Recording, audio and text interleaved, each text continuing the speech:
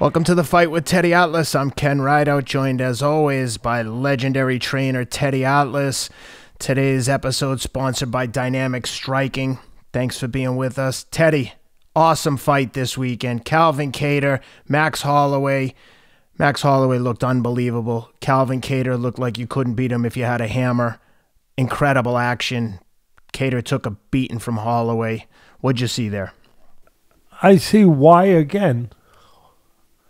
I see why the UFC has grown their brand to the size that it has. They just put on monster fights. I mean, they don't know how to give you. They don't give any of these guys layups or slam dunks like you get in boxing. Quite frankly, you know, it's extraordinary. I mean, just one after another.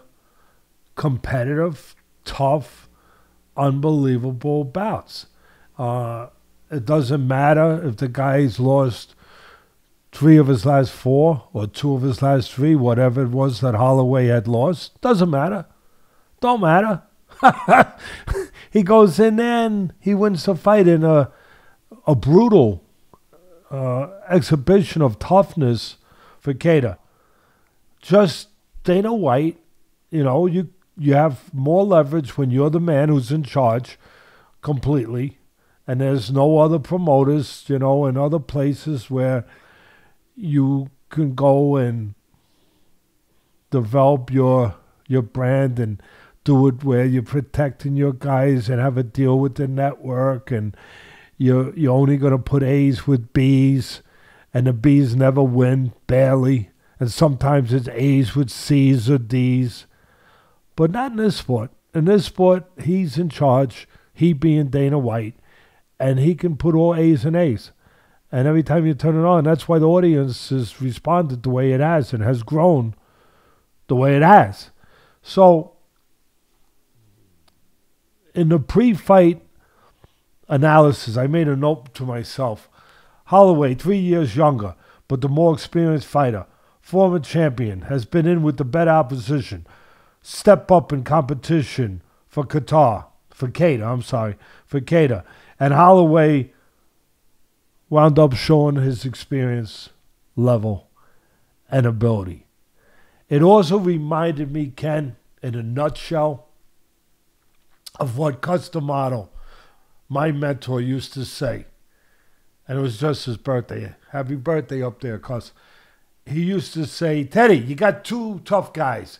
Because it is a prerequisite to be tough in a boxing business or in the UFC MMA business. You got 2 tough guys, Ted, and one of them is smarter, more developed technically. And all of a sudden, here's the scale, Teddy. Whoop! The guy who's smarter becomes tougher because he's not relying only on his toughness. That's it. For the most part, that's exactly what we had on that night. Exactly what we had. And you had the guy who was stronger physically. I think that's fair. Kattar, who was the better puncher. But those things can be offset.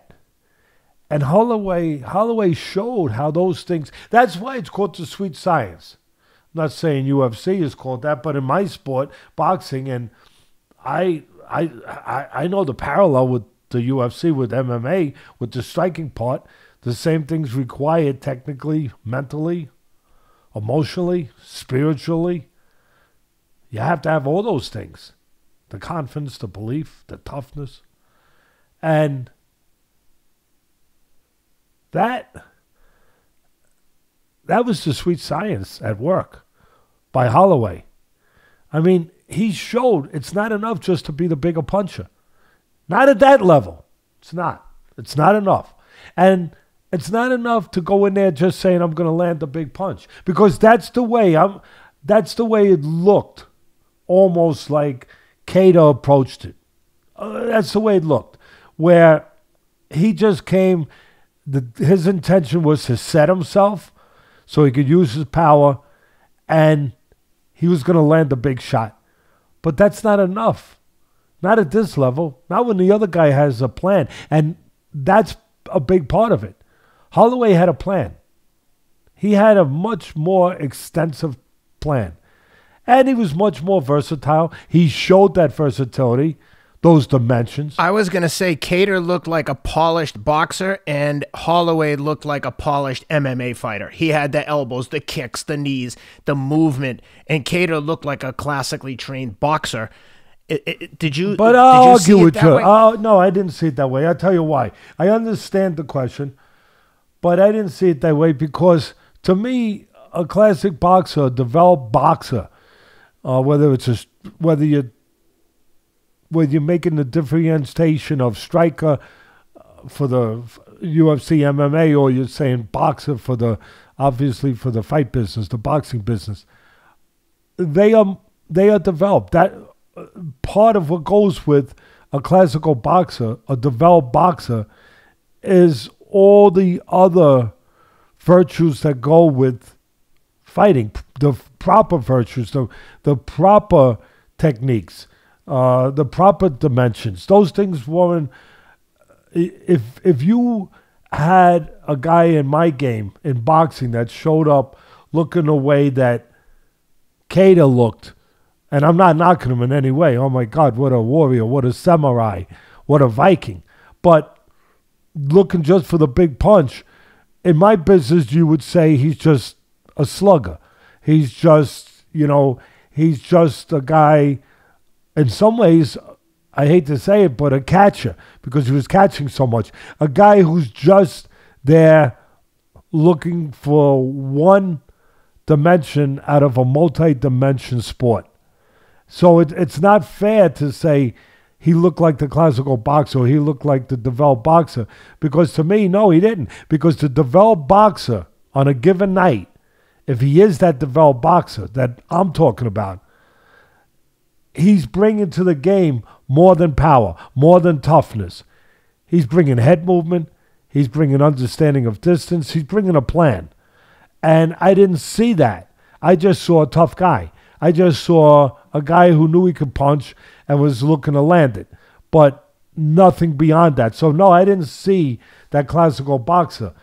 And I saw the classical boxer, believe it or not, in Holloway. I saw what I saw in 1980.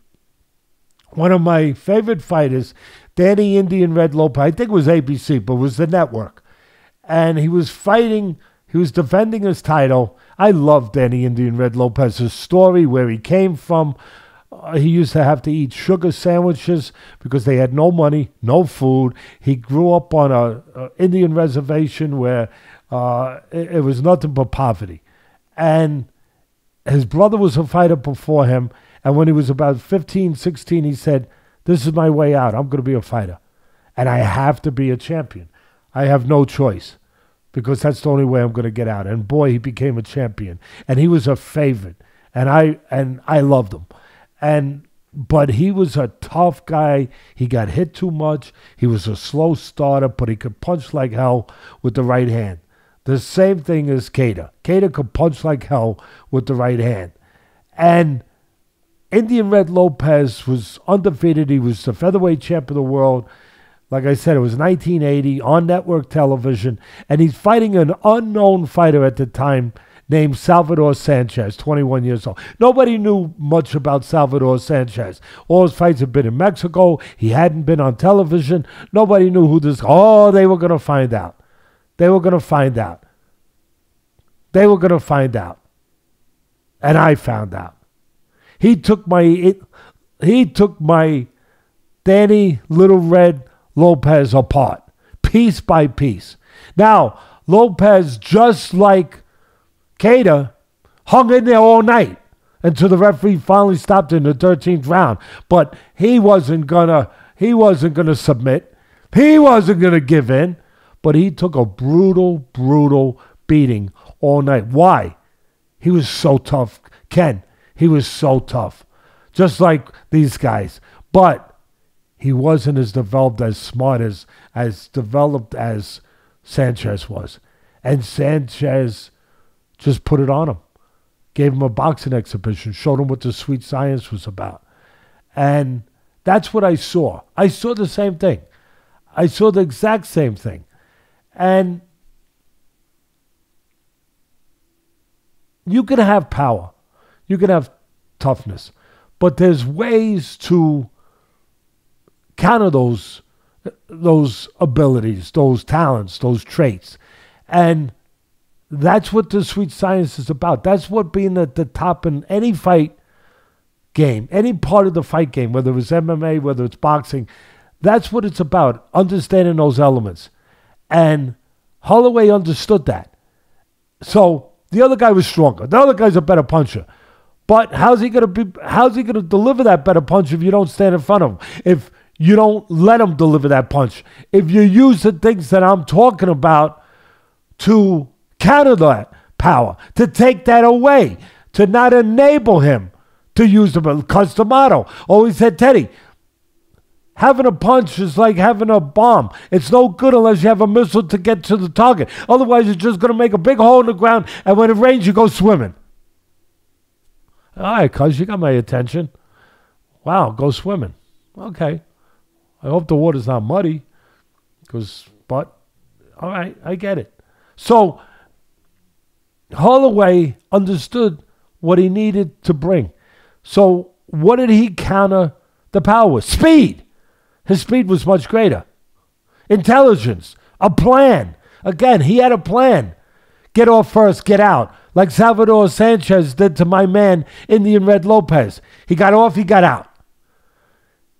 He put combinations together at the right time. And he made a transition, Holloway. I've seen him where he was just a volume puncher. A guy that sometimes got greedy. A guy that sometimes drew too many. Like you're thrown to and you get caught in the middle. He changed that a little bit.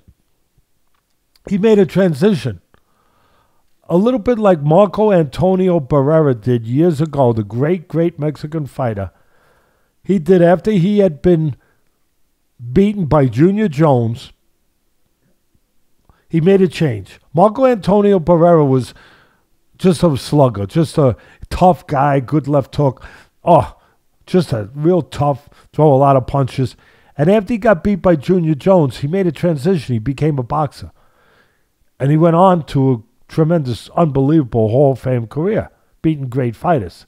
And Holloway reminded me of that. He made a transition. I could see it. That, no, I'm not just going to be only a volume puncher, only a tough guy. I'm going to, maybe he showed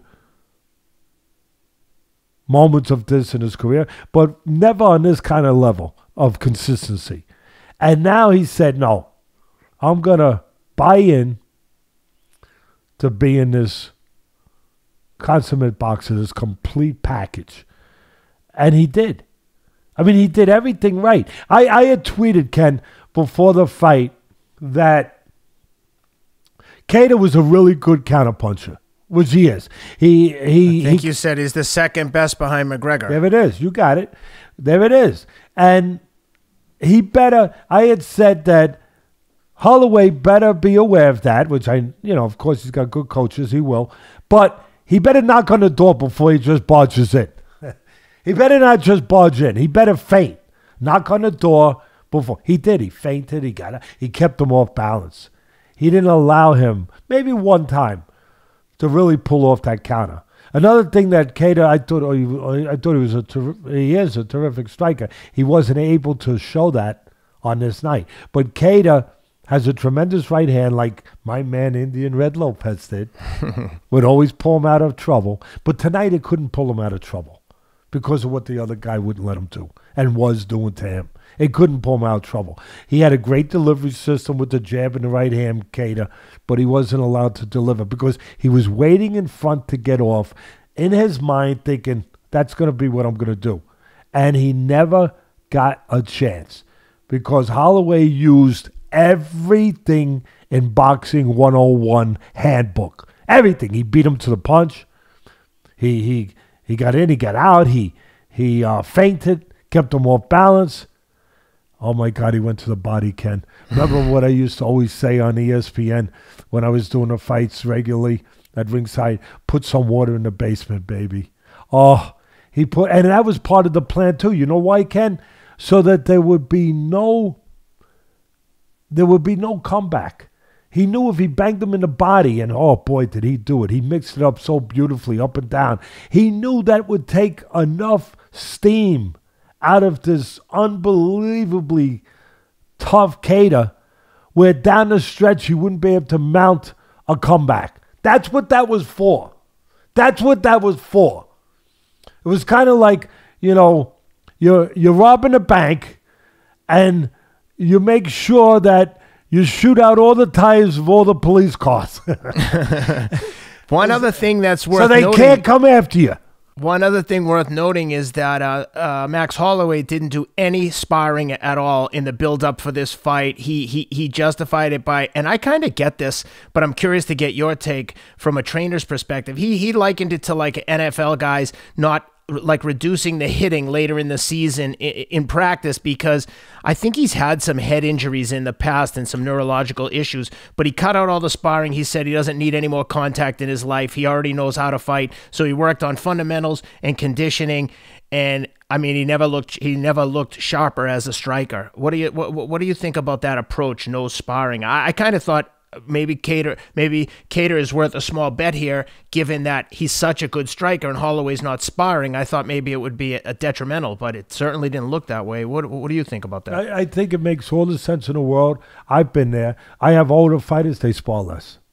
They have more miles on the odometer. I'm not taking that car on long trips anymore. Short trips. Save it up for the long trip when I need it. It makes sense. I've done it, so I know it makes sense. I believe it makes sense. I'll tell you the key to sparring.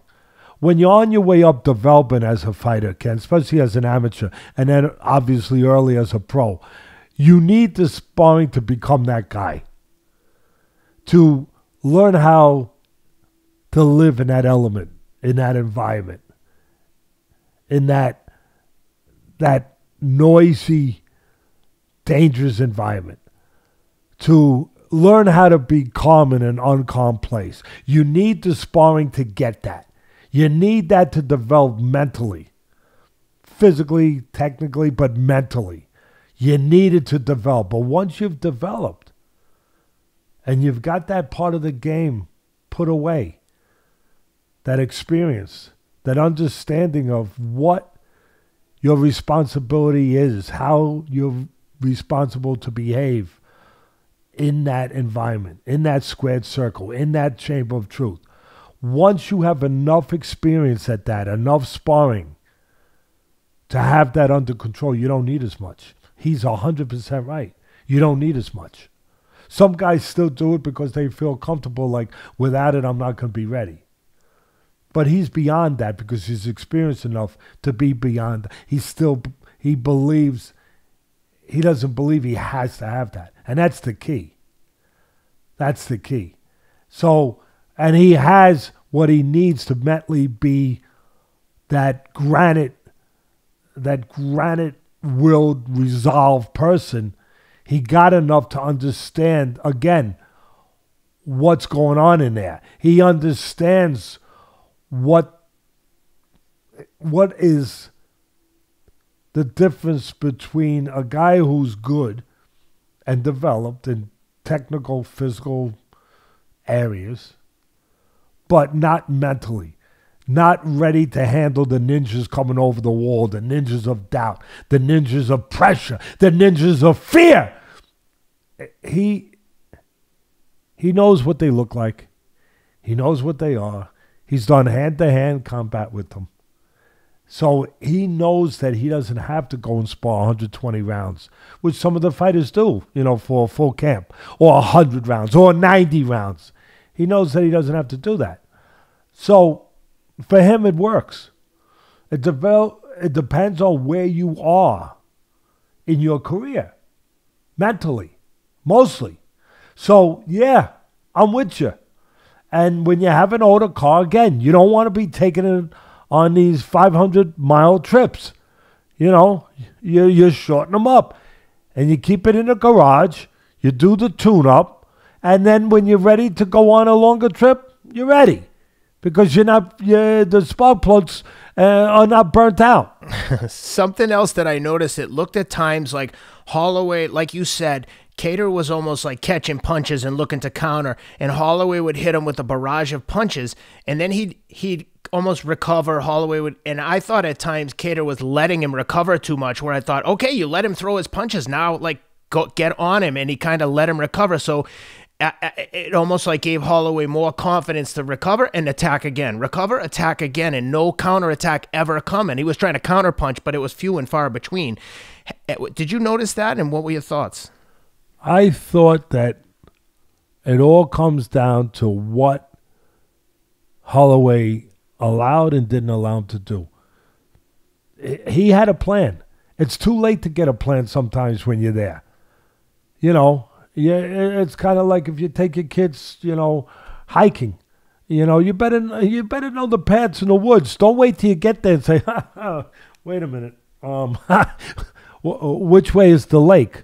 Which way is the highway? Which way is the car? Yeah, you better know that when you get into the woods. Before you get in the woods, you better know the paths. You better have a plan. And it's a little late when you get there and you start trying to do it on the fly. This guy wouldn't allow, Holloway being this guy, wouldn't allow him. And he didn't have a plan B, Kattar, as far as more than being set on his feet so he could be that power puncher. He was, you know, he didn't know the other guy, maybe I guess, was going to have this kind of counter plan to take away all the things that were his strength, that he wanted to be there with or wanted to be there for him. And I'll tell you something that wasn't talked about enough. Talked about the combination punching, the speed advantage, all of it, right? For Holloway, the feints, the jab. Oh, the jab was a big part of it. The jab broke up his rhythm. The timing of that jab. Bang, bang, right at the right time. Every time, to your question, that's the answer to Ken Ryder's question. Every time he had it in his head, he being Kattar to start, so bang, that jab would all set him. That jab would catch him in the sweet spot, just where it disrupted him. A disruptor. It doesn't have to be a building collapser, just a disruptor. And it disrupted him. So he had the jab, he had the combination, he had the speed, he had the feints, he had the IQ. He had one thing that wasn't mentioned enough. The legs. The legs. So he could go in and out, keep him up, subtly, the legs. You know why it wasn't mentioned enough? Because it wasn't Muhammad Ali-esque. He wasn't bicycling around, motorcycling around the ring. He wasn't running. He was, and I'm not saying Ali ran. I'm just making a strong point. He was just stepping at the right times. And it was enough to keep the puncher physically and mentally, because that's what he was. Physically and mentally, he went there to be the puncher. To keep the puncher from getting off his big shots. You know, you know what he was? He was Holloway was the bomb squad. he was the bomb squad. He came in there and he disarmed the bomb. He was. He had a plan. You go in there, you can't just start pulling wires if you're the bomb squad. You can't say, okay, let me pull the green, you know, because my wife likes green. No, don't pull the green. It's the red. He knew which wires to pull. If you had been in Kattar's corner, what advice would you have been giving him after the first, second Before rounds? we got there, in camp. Yes. But I'm still going to answer your question. Because after the first and second, I mean, it was obvious that he was getting outclassed and beat up pretty good. And I mean, it just got progressively worse. So I'm wondering, like, from your perspective, what could Kattar at that point had done differently, if anything? Change range. Don't stand at the same range. That's a good start, Ken. That's a damn good start. He got caught too much waiting in front. He was the second guy. You can't be the second guy in boxing. He was the second guy all night long. He was a day late and $1 short all night long. All night long. Waiting in front. Change your distance. Step out. You're not doing nothing within a second. A second. One went down. Step out. Like the old timers would say, go downtown. Go downtown. Take a walk around the corner. That's a good start to at least do that. And, you know, I would have used the jab more. He was looking for the big power shots, but he should have tried to offset the other guy's greatest weapon, the jab. The greatest weapon was the jab. I know the right hand was landed beautifully. The body, I get it. The combination, I get it. But the jab is where it all started, baby. And he should have used his own jab to offset that jab so he wouldn't have been dominated. I mean, Holloway was what my shirt says. Faster, smarter. You know, harder, they were both hard men. And they both hit hard. But faster, smarter. You know, that's what it was. And he was prepared for that. To his credit, the other guy, courage, chin, guts. I don't know how many times I said, oh, my God. I mean, it was like, I was like, oh, my God. Oh, my God. What'd you think of that strike? I mean, it's one thing when you see these great fighters, and they're great. Guys in my business, taking upon it. But when you calculate in here, Ken, that these are with 4-ounce gloves, almost bare fists, right? Not 10-ounce gloves, and elbows, and knees, and kicks.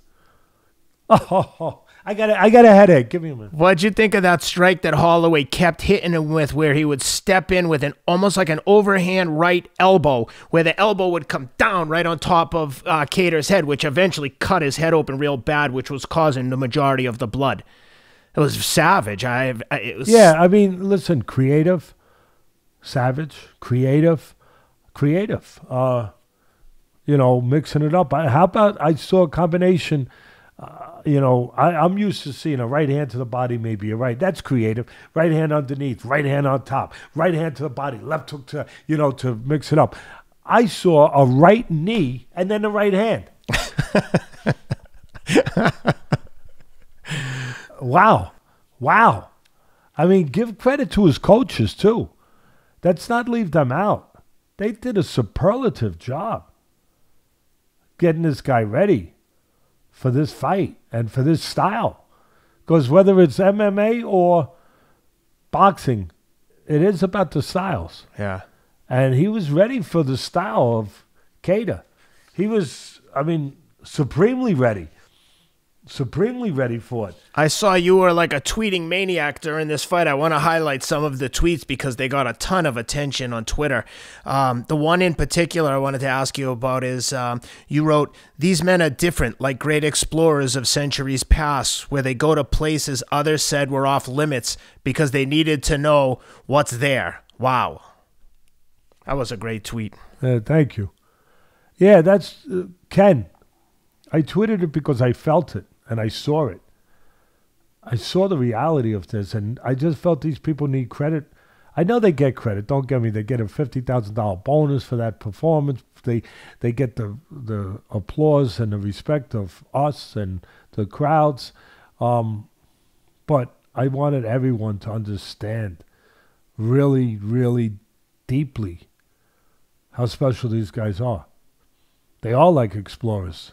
Back in the days when those seas, they're still scary, but when they used to hit those seas, those explorers, to find new lands, Ken, they didn't have the equipment that they have today with radar and sonar and all those things. All they had was their courage, their will to get there, you know, their understanding of, you know, how to maneuver in the sea. But they had big wooden boats in that sea. Oh, my God. Handmade wooden boats. And what do you call the thing, Rob? A scepter? The navigating tool? Like an old-fashioned I hope it's scepter and a compass. I hope it's not cloudy out, you know, because where would that start? Where is that guy? But, and they're out there, and they're looking for new places, and they don't even know the courage it took and determination to be an explorer in those days, they didn't even know if the earth was round. That's what I was just going to say. They were like... They still thought it was flat. So they thought, gee, if I go past this place where we've never been before, I might fall into oblivion, into like space. I think Kyrie Irving thinks that that's still the case. So you handle the tweets when they come in. The other one that I wanted to talk about is well, let me just finish on that one. I meant handle the ones that are going to come in from Kyrie and all his folks and his great fans. So you take care of that. I don't know how to even begin with that, but that's what these guys remind me of those explorers that had they had a compass, they had the thing up in the sky with looking at the stars, and the sextant is the word I was thinking of. Sextant. They had a sextant, right? And we don't have those, but they had a sextant, and they had the courage and just the same thing these guys have. The desire to find what's there that nobody knows. That people tell them there's nothing there. There's danger there. There's oblivion there. You don't go there. It's a zone you don't enter. But these special guys are like those explorers that kept going until they found it. Why? Because they wanted to know. Because they wanted to know what is possible. How far can a man go? Yeah, really. How far can a man go? And you never know till you go. And you go further. You go further than people had been before you. You go into uncharted waters, uncharted places. And my God, Ken, that's why I tweeted that. Because that's what these special men do.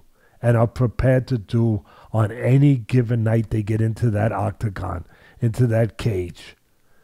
They are prepared to go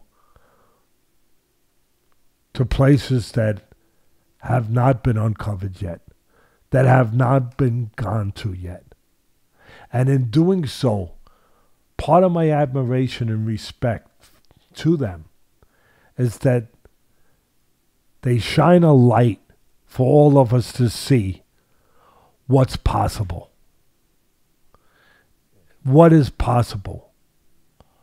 What is possible in the human will? When the human will is truly forged in its own certain fire, what we are capable of doing and enduring, finding. And in that way they teach us to not stop where we've been stopping. We don't have to go into an octagon. We don't have to deal the way these explorers dealt with tidal waves and lightning and everything else. And these guys deal with their own tidal waves of elbows and kicks and bare fists. No, we don't have to deal with that. But we can watch these men and we can say we can deal with more than we've dealt with so far. That's what they teach us. That's what they add to us. The hope they give us to be better in those areas. And that's got me. They got me. And there's great fighters that bring that and do that. And they got me too. I want to just finish it by saluting them. And that's my way of saluting them. As an added bonus, I think a lot more people got to see this fight because it was aired on ABC, basically an early evening fight in New York, late afternoon in LA. And I would imagine when the numbers come out, if they haven't already, that they're going to be astronomically high. And what a fight to show for UFC's debut on a major network. I mean, they've been on Fox before, but not the old school ABC, NBC, CBS. But to have it on ABC is just wild. I mean, such an awesome card from top to bottom, but that fight was... No, it's tremendous for the whole sport. It really is. And hopefully people glean from it what I just touched on. Some of that. Yeah. Instead of just, oh my God, the brutality, you know. I hope they glean some of what I just touched on. And, well, Kattar was the explorer. These guys are all explorers. But while he was the explorer that night, you know, the more milder people will enjoy this analogy. They will. This is for them. This is for, mwah! I love you all. This is for you. What Holloway, he was the conductor. Yeah. He was conducting an orchestra. He was a maestro. It was a virtuoso performance. I mean, it could have been played at Carnegie Hall. You know, I mean, it was played at Abu Dhabi. But it could have been outside the cage in any kind of concert hall, because it was fistic music. It really was fistic music. It was that maestro, that conductor that I used to see sometimes when by accident I channel surf and I see the great orchestras, you know, and it would catch my attention. I'm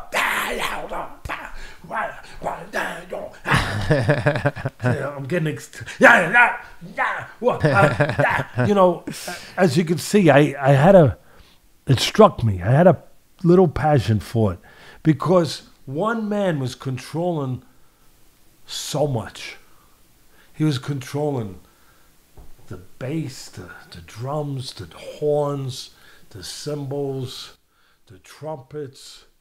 He was controlling all this loud music that could overcome you if it wasn't controlled. It could be just loud.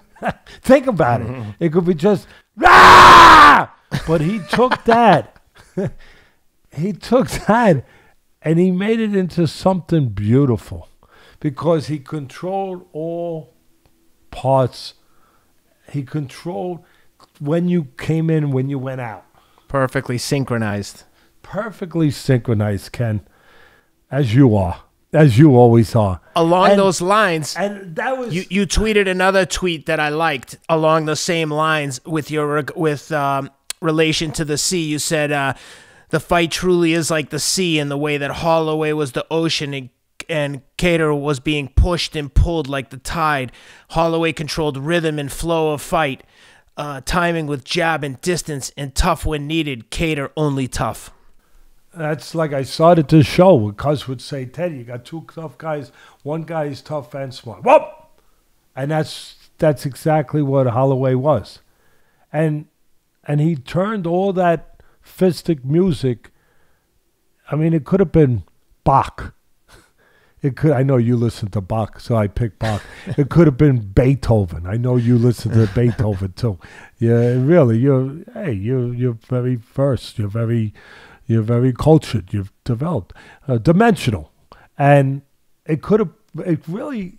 I'm using these analogies. We're having fun, but I'm dead serious. He turned something brutal into something beautiful. He had a tough guy that's looking to tear your heart out. And he was that maestro.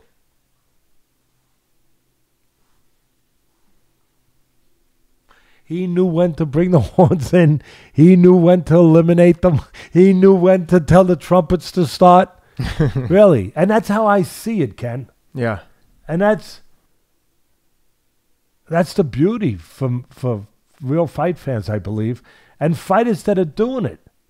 Because Cuz used to always tell me, Teddy, you get to a certain level, which I wanted to personally as a fighter. And then as a trainer, I had to get guys to that level. That's my job. Cuz would say to me, when you get them to that level, there's a power. And here's the funny thing. A lot of people watching it without understanding it. When they hear this word, they have trouble understanding how it's possible that word could truly be used in such places. But it becomes fun. It becomes fun. Because you have that power. I know it's a lot of people say, fun. Fun? Yeah, because you're in control. You're the conductor. You're the one controlling all of that. You're the one who's saying when and when not. And when you have that power, which is the whole package of I've been talking about for the last 45 minutes, when you have that, you have a power. And it's fun to know you have that power and that ability to control such things, to control the universe, control the lightning, the thunder, the rain, the hail, the snow. That you're that guy. You can control all of that. Yeah, that's power. That's fun. Holloway definitely looked like he was having fun in that last round. Yeah. Yes. I like those tweets. I'm glad you read them. I hope people enjoyed them. I like them better. Yeah, it's like having spaghetti the second day. I enjoy it more. I enjoy it more the second day. If people aren't watching your Twitter feed during the fights, they're missing out because they're always very entertaining and very insightful. It'd be curious to see what's next for Holloway because he lost that razor-close decision to Volkanovski last time out, and it would be the third fight if they fight again, and Dana White said that, that's the only fight that probably makes sense at this point for Holloway. So it'd be curious to see what happens there, but I got to tell you, even though they've fought twice before, I'm there for that. That's two high-level fighters. Like, that's what you want to see, the trilogy. Oh, yeah. Which one are you talking about right now? Holloway and Volkanovski. Oh, yeah. Definitely. I mean, I think that you have to almost demand that now. Yeah. Now, because of what I touched on earlier, Ken, because of the change, the transition, the metamorphosis, if you will, that, he went from a caterpillar to a beautiful butterfly. That Holloway was able to make that transition the same way as the great Marco Antonio Barrera did after he lost the fight. And he became that all-around boxer. And Holloway showed that, at least for this night, he was that guy. I want to see if he could continue to be that guy. And can he be that guy with a guy that beat him twice, even though a lot of people thought that he won one of those fights? Yeah, I think he's earned that. I think he's earned that right to get a chance to show that. And I think the audience wants that. Well, that was an awesome card, and we've got two more coming up this week. There's a fight on Tuesday, and but the big one is next Saturday. We've got our friend Dustin Poirier in with Conor McGregor. This portion of the show is brought to you by MyBookie. Check them out at mybookie.ag. Use the promo code ATLAS, ATLAS, for 100% credit on your first deposit up to $1,000. So you deposit $1,000, they'll match you $1,000. You'll have $2,000 to bet with. Teddy, Dustin is a plus 240 underdog, minus 300 on McGregor. I know you're excited for this one. I'm looking forward to talking to Dustin when it's over, but what are you looking for here out of Dustin? Look, he's in there with maybe the greatest pure striker in the history of UFC. I mean, southpaw on top of real good puncher. We have some great young strikers now that Alessandra, so many of these special that are still making their way. And of course, some of the greats that aren't there anymore, whether it's Silva, these guys were great at so many parts of this game. And then Jones. Yep. These are going up to heavyweight. Yeah, these are special. But for just striking, almost in the prototypical art of the way we look at striking, not with all the other, bells and whistles that Alessandro and everyone, because these guys are so athletic, they're so special, they're going to be in their own place too. They're going to be in their own category. They are, when it's all said and done. And Silva is already, and Jones is already. But when it comes to just, for my business, the conventional, prototypical striker with power, understanding range, form, technique, McGregor might be the best right now. At just that part of it. Not touching on any of the other parts with the kicks and the other dimensions of it. So he's in there with a guy who beat him once, so it's the mental. Look, from what I believe and know about Poirier and his character, he will overcome the first hurdle. You know what the first hurdle is? Getting over their first fight and the results of that. Some people never get past that part where they're overcome with that. They never get that out of the rearview mirror. It's like the golfer that hits the bad shot, goes into the water.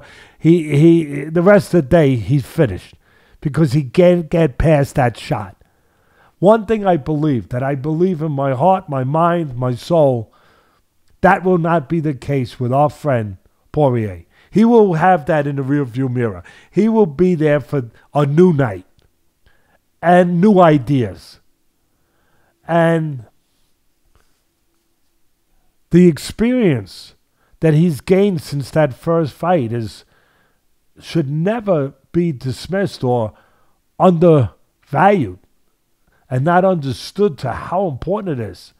He was a baby then compared to what he is now. A baby compared to what he is now. He's a man now. He's a whole different fighter and person. Technically, physically, and mentally, emotionally. That is something that does not get, I don't think, can't get properly worked in when you're making book on these fights.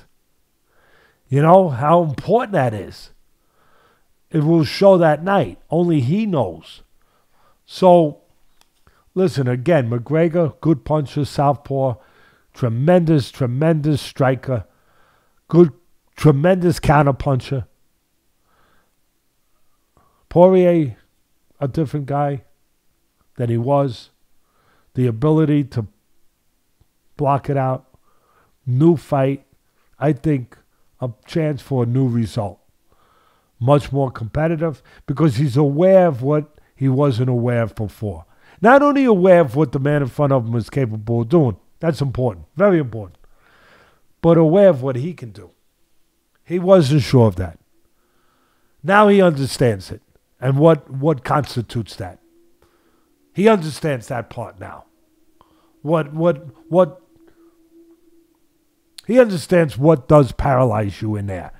He understands, like that old saying, that great old saying in war, where the scout rode ahead and came back to the troops and said, "I've gone ahead and I've seen our enemy.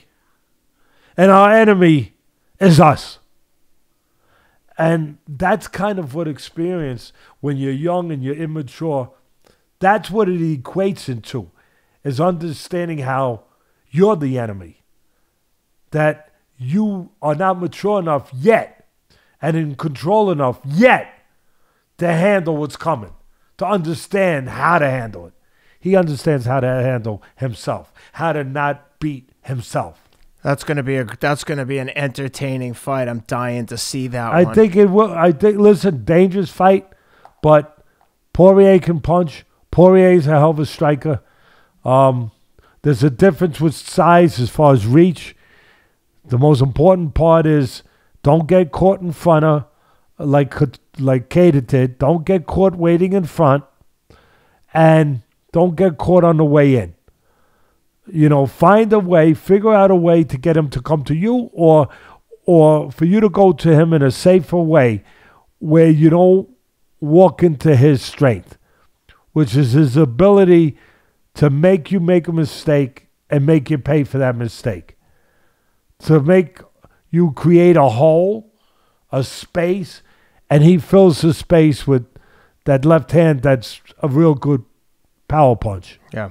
That's what's in front of Poirier. I think he'll be ready for it. That's the best I can tell you. I think he'll be ready. I think he'll be enhanced from what I just finished saying. And I still, for those people that are McGregor lovers, I get you. I know how good your guy is. And that's why I say it's still a dangerous, tough fight. But I believe Poirier is prepared better than as good as you could be prepared. And this part of his life now has he's at a better place. The co-main is actually very interesting as well. We broke down the Poirier-Hooker fight. We've got Michael Chandler, like we've talked about on the last episode, coming into the UFC, making his debut against Dan Hooker. When he was coming in, Chandler was saying he only wanted like the top 2 or 3 guys. They're putting him in with Hooker.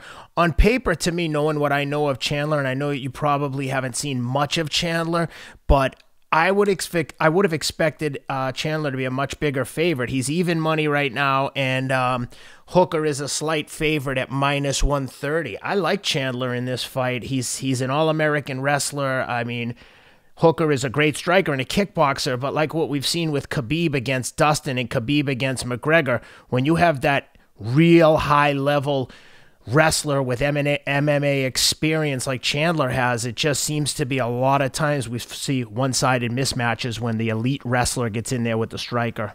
You got any thoughts on that one? Yeah, I did my homework, so I'm up to speed. I wasn't going to let you take all the thunder here. You should know that. I should have known better. You should have known. I did my work. I caught the best scout in the business, not in the sports business. He happens to be in football. His name is Teddy Atlas III, my son, who works for the Las Vegas Raiders. And they're getting better all the time. They got to work. They know they have to work on defense and all that. But I gave a call to him as soon as I knew that I was up against Ken Ryder. I said, buddy, I'm up against Ken. We can't let him win. He said, bud, I'm on it. I'm on it. You got film on the way. Yeah. And I got the film. And listen, I agree with you in a lot of ways.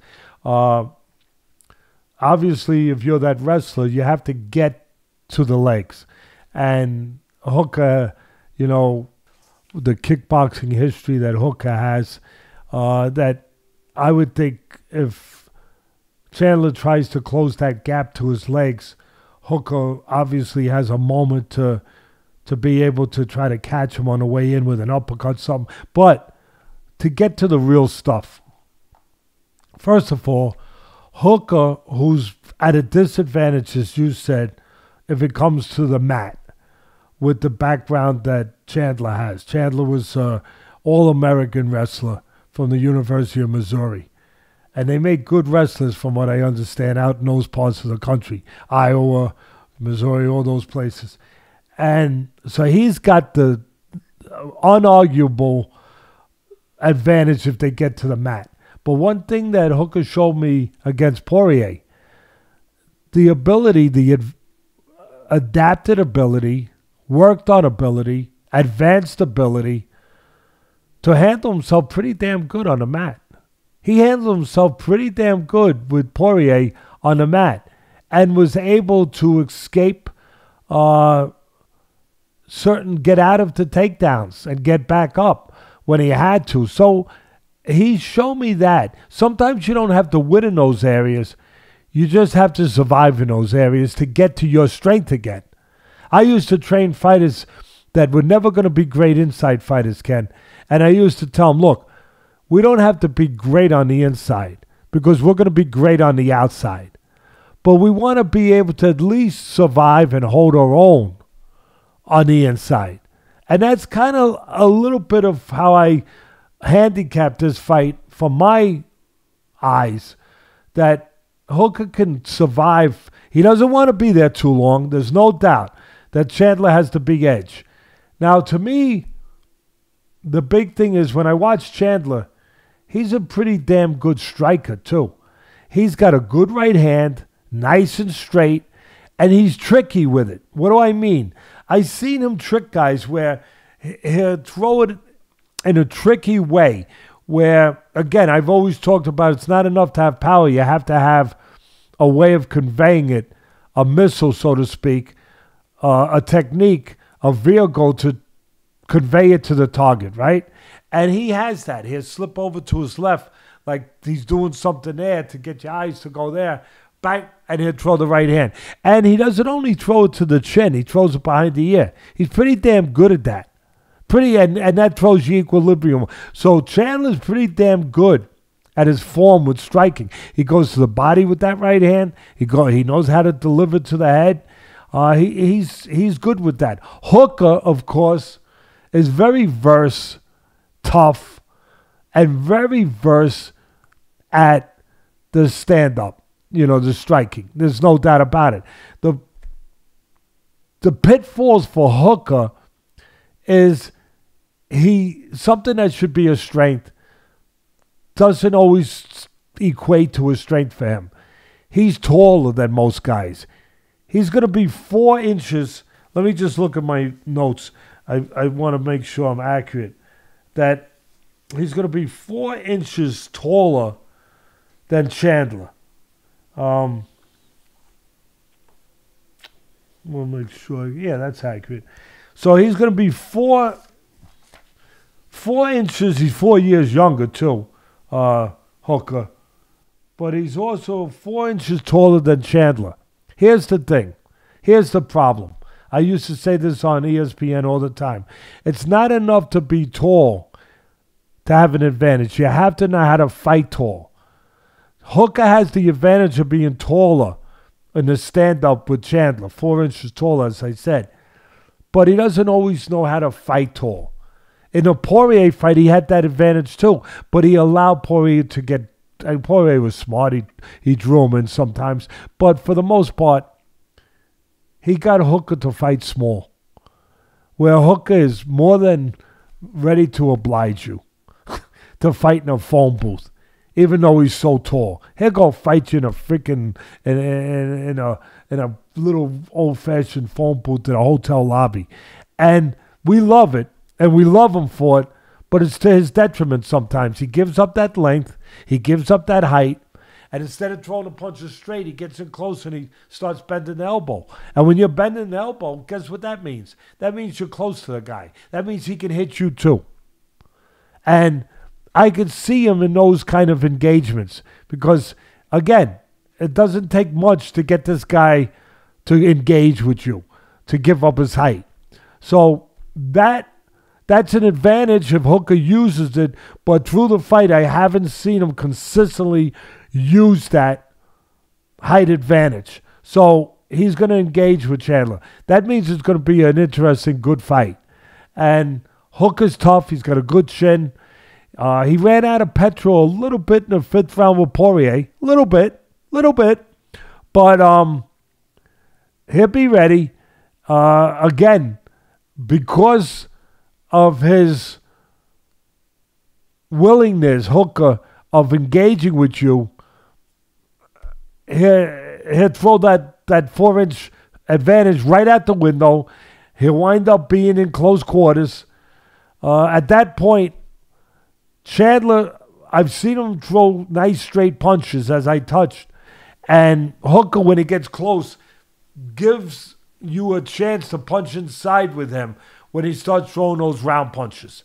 He gives you a chance to throw in those alleys right here, right down the middle. So that's an opportunity for Chandler with his straight punches to go right in between those wide shots. So that's the way I break it down. I would not dismiss Hooker. Hooker's the guy who's been in with better competition. Hooker's been in the UFC. This is the first fight in the UFC for Chandler. He's a formidable guy.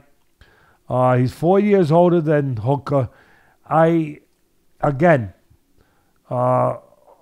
been in there with top caliber guys like Poirier and many others. It's going to be I would not close my eyes on Hooker. That competition, that level of competition, knowing that you've been in that level of competition, that helps you physically, technically, and mentally.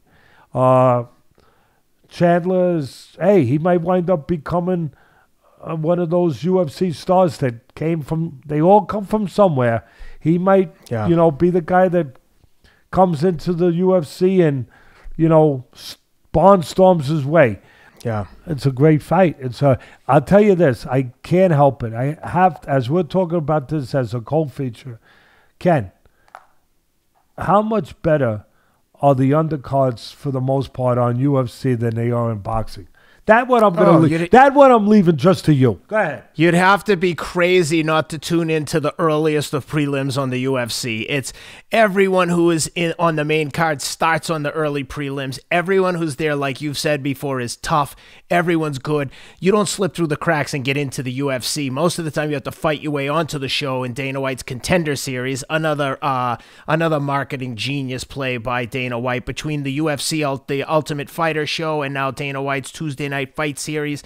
I mean, the guy has got it figured out. Again, it helps to own the whole ecosystem and control all the fighters and make them fight who you want them to fight. But he's handling it perfectly in terms of delivering value to customers, because I would never miss any of the fights on a UFC card from the earliest prelim to the main event. They always live up to expectations. You get a few duds here and there, and Dana will typically threaten them with kicking them out of the UFC if they don't bring the excitement the next time. And so, again, if you like what Teddy had to say on the handicapping of the main and the co-main. Let me add one thing. Let me add one last thing. One last piece to the handicapping on the side of Hooker. With his height, when he uses it, he doesn't use it enough. He makes himself too available. But one thing that got driven home extra after watching the Poirier fight, we did the fight companion. Hopefully people enjoyed it for the Hooker and Poirier fight. We figured it made sense to do it last week because obviously Poirier fight coming up with McGregor. But the one thing that really, really, really, really struck home to me, and I just say it in the easiest, barest of ways, Hooker's too easy to hit. For a guy that tall and that experienced with his background in kickboxing, he never really developed any real kind of defensive responsibility or defensive technique. He's just too easy to hit. And that's something that has to be figured in here. When I'm giving these fans hopefully the best handicap that I can give them when they're trying to make the decision which way to go, is that has to bother you. His heart, his chin pulls him out of those fires. But those fires get created a lot during one of his fights. It's like you're going around putting fires out a lot. Like you had a bunch of Boy Scouts out there, camping out. That there's a whole bunch of tinders going on, lit up all over the place. He just doesn't move his head. He does whatever way you want to talk about a defensive talent. He doesn't. He doesn't use those abilities. It's not. It hasn't been evident in most of his fights. So that's the thing that he's to me he's got to become harder to hit. But he's got all the heart. Again, he's built like a puncher, being wiry, where he can get leverage into the punches when he wants to. He can use his jab to control the outside because because he does have that height and he does have that length. It should be good. It should be good. I mean, Chandler has that weapon you need to take away someone's jab, that counter right hand, where he can throw that nice straight right hand over the jab to discourage somebody from out-jabbing you. So there it is. That's everything. And again, to expound a little bit on what you went off on, I know we're past Christmas, but if it was Christmas, I'd be wishing for boxing undercards like the UFC gives. That would be on my wish list. Like, could these guys, these promoters, that forget about what I could call them, starting with a very nice word like greedy, but that's very nice. That's greasy, greedy. You could mix it up, confuse it. He said he was greasy. Oh, he just said he was greasy. I thought he said that those, but not. Oh, greedy. But if they could just give us a undercard once in a while, the way that they do with the UFC. Yep. Well, if you like what Teddy had to say on the handicap and you want to bet on the fights, check out MyBookie.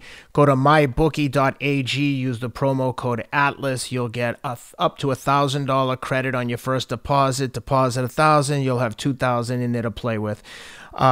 Teddy, before we sign off, are the Tampa Bay Patriots going to win the Super Bowl again?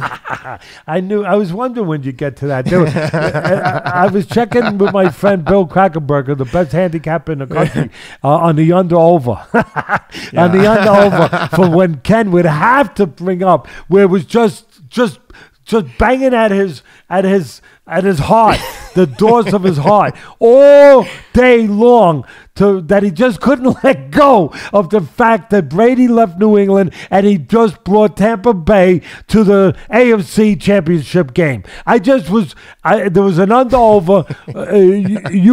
To your credit, you went over. Because the Tampa Bay most Patriots. of the money was on the under. Don't forget about Gronk and Antonio Brown. They've got almost the whole team there. Yeah, okay. So I think the Patriots are going to get a ring too if Tampa wins. Hey, if you have any say, they will. If you could talk to the commissioner. Speaking of handicapping, who do you got winning the Super Bowl? Quick. I have, believe it or not, I think Buffalo is going to upset Kansas City. I know Mahomes was hurt a little bit, but I think he'll be back. I hope he is. I hope he's back. I hope he's okay. And then in the game with Tampa Bay and Green Bay, I think Green Bay will wind up winning there. And I do too. At the end of the day, believe it or not, I think Buffalo, the real underdog, the real Cinderella, if you will, at the beginning of the season. They have a good defense. That quarterback is doing a hell of a job with the offense. I think Buffalo, I know the favorite would be Green Bay if it goes the way that I just said it, with Aaron Rodgers playing just unbelievable. Hey, Brady's playing unbelievable. All these quarterbacks, but Mahomes, if he's healthy. But you have some of the great quarterbacks. But I just think that at the end of the day, Buffalo really is they might not have all the sizzle these other teams have, like Aaron Rodgers, Mahomes, but they got the steak. They're solid. They are solid in a lot of areas, and they believe. I'm going, believe it or not, with Buffalo Bills.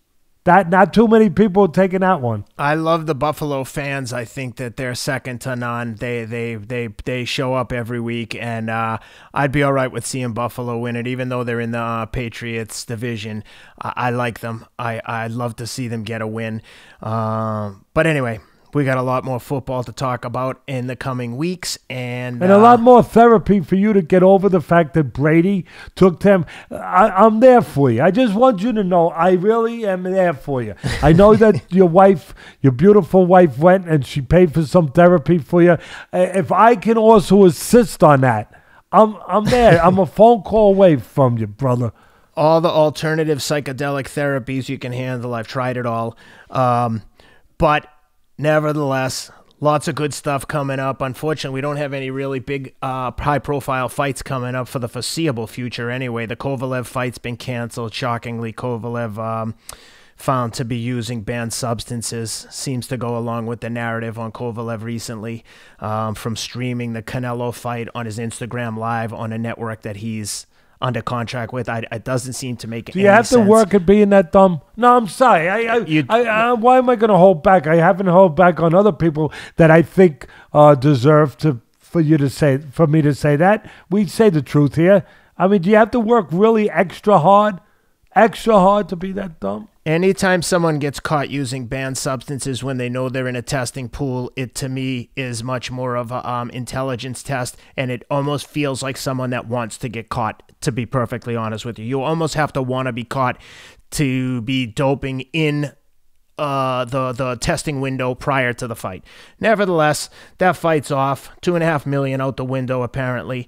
But hopefully we'll have some positive boxing headlines to talk about in the coming weeks. But we've definitely got a good one coming up this Saturday. And like I said, there's another UFC card on this on Tuesday from Fight Island. So, Teddy, always great. And guys, if you want to hear more from Teddy, if you haven't already listened to his audiobook, please check it out on Amazon, available on all the platforms, audible.com.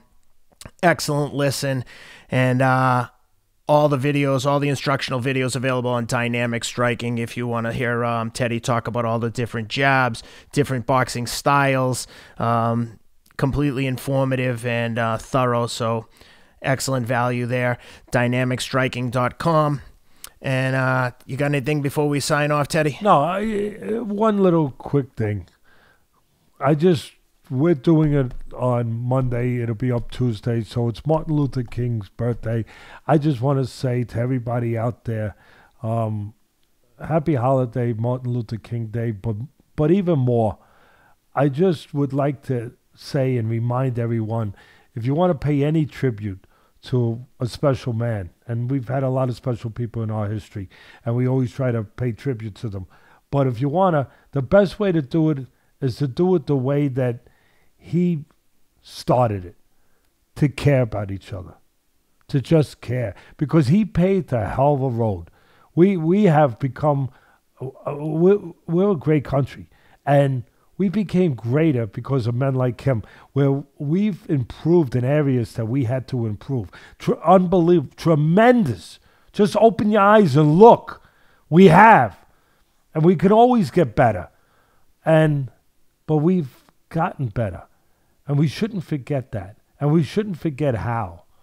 We got there by caring. We got there by walking on a road that was paved in many ways by men like MLK, Dr. Martin Luther King. Let's keep walking on that road. Let's not go backwards on it. Let's keep going forward on it. Let's not create holes in it and potholes in it. No, let's keep it paved the way this great man paved it for us. Please. Love yous all. Happy day. Thanks for listening to the podcast. You're the best.